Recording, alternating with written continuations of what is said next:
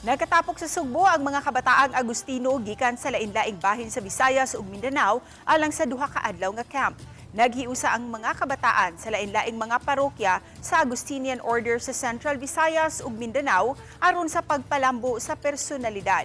Sa Talisay City gihimo ang aktibidad kun diin gawas sa talks adunay mga community immersion para usab sila makakatun usa sa ilahang gibisita ang Santo Niño Candle House, kung diin gihimo adlaw-adlaw ang libuan ka mga kandila para sa simbahan.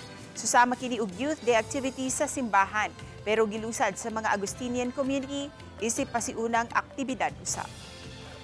Aside sa kanang nakamit ko og kanang laing tawo, murag mas na-appreciate po na ako magagmay nga butang since na-expose me sa katong community experience. Go lang gyud ta sa atong kinabuhi, so we should fight for it. Bahalag ma-fail ta sama sa gingon ni Father nga isipon na to atong self nga dili ta failure sa atong kaugalingon. Nindot siya kay to build friendship. Aside sa friendship is unity pod para sa mga kabatan-unang Agustinos.